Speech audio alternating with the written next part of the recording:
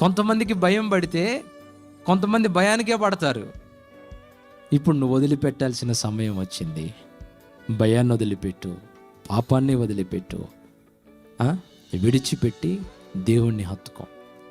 పందుల దొడ్డిని తప్పిపోయిన కుమారుడు వదిలిపెట్టి వచ్చాడా? లేకపోతే ఈ తండ్రి వెతుక్కుంటూ వెళ్ళి కుమారుడిని తెచ్చుకున్నాడా? కుమారుడే మారు మనసు పొందిచ్చి ఈ పందుల దొడ్డిలో నేను ఉండకూడదు అనుకొని కదా బయటకు వచ్చింది. అవునా? ఆ టైపులో మీరు రండి. ఎవరెవరు ఎక్కడెక్కడ వేటిల్ని పట్టుకుని ఏలాడుతున్నారో, వేటిల్ని పట్టుకుని ఊగులాడుతున్నారో, ప్రభు అంటున్నాడు, రా,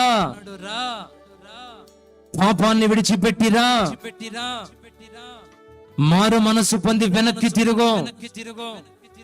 అంత నీ చేతిలోనే ఉంది, అంత నీ చేతిలోనే ఉంది. నువ్వు విడిస్తే ఆ మీదట నా శక్తి వచ్చి నిన్ను కమ్ముకుంటుంది. మరలా నిన్ను ఆ పాపం నీ జోలి రాకుండా నేను దాన్ని అడ్డగిస్తాను.